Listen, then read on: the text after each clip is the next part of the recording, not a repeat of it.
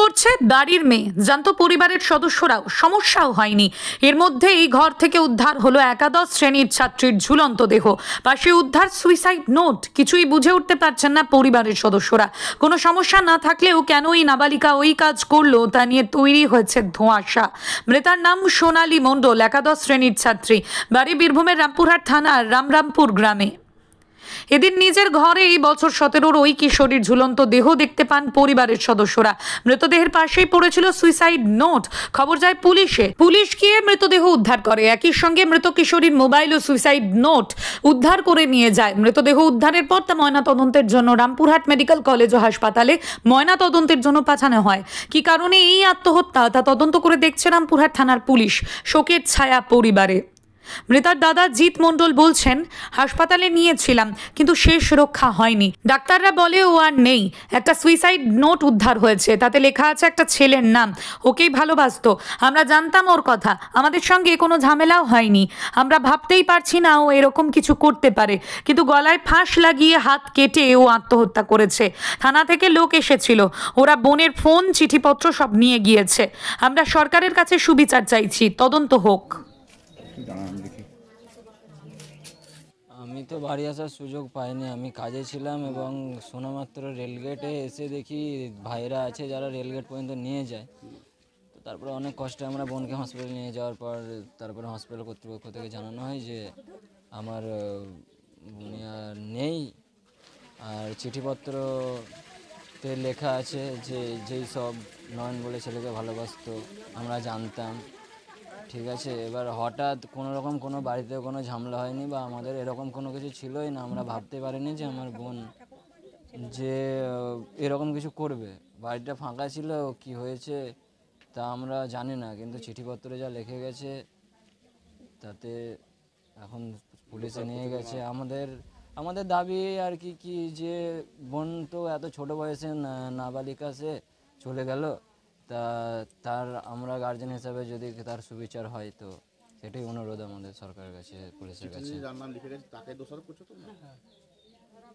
তাই এখন তাছাড়া তো উপায় নাই, আমাদের তো কিছু হয়নি। কিভাবে মারা গেছে আমার বোন গলায় ফাঁসি লাগিয়েছিল, হাত কেটেছিল, দিয়ে গলায় ফাঁসি লাগিয়ে মারা গেছে। কি নাম তোমার বোন? সোনালী মণ্ডল। তোমার নাম কি? জিৎ মণ্ডল।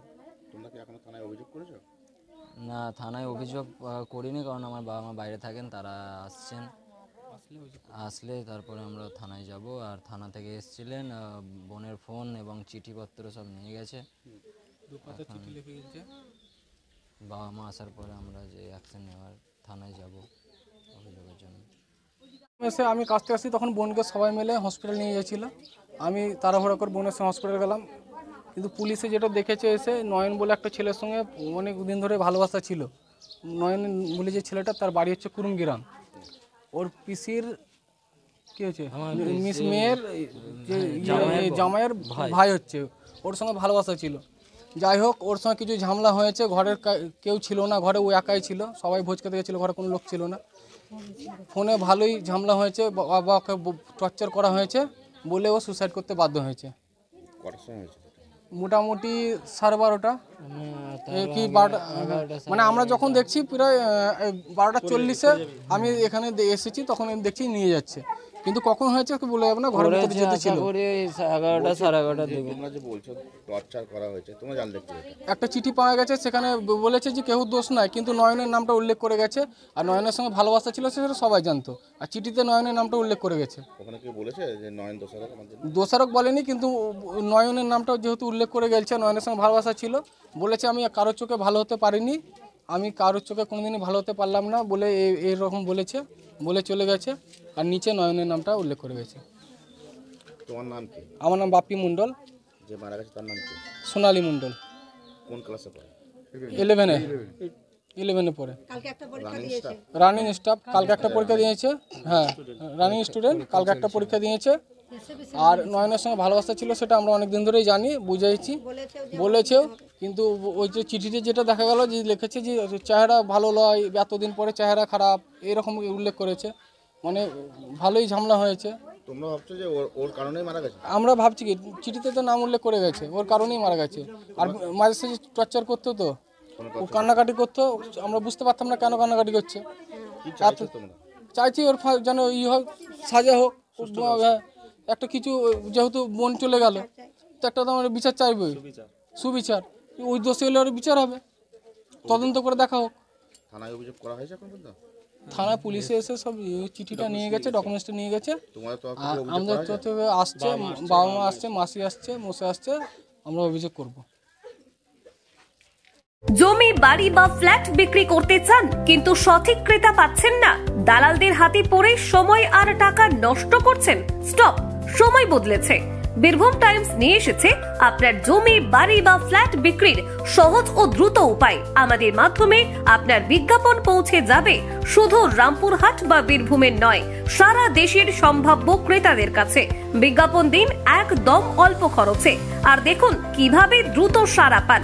দালাল ছাড়াই সঠিক ক্রেতার সাথে সরাসরি যোগাযোগ করুন। শুধু জমি কিংবা বাড়ি নয়, আপনার ব্যবসা, পণ্য বা সার্ভিসের বিজ্ঞাপন দিয়েও পেতে পারেন হাজারো মানুষের দৃষ্টি। বীরভূম টাইমস আপনার প্রচারের সেরা মাধ্যম। আজই যোগাযোগ করুন 9153893545 অথবা 9434113040 নম্বরে। বীরভূম টাইমস, কাজী সহজ সমাধান আপনার সাফল্যের সাথী। স্বাস্থ্য পরিষেবার নতুন দিগন্তের সূচনা করেছে বিএনএস আয়ুষ্মতি হাসপাতাল। আমাদের ঠিকানা বাহিনা মোড়, NH14, মল্লারপুর, বীরভূম। সেরে ওঠার সেরা ঠিকানা বিএনএস আয়ুষ্মতি হাসপাতাল।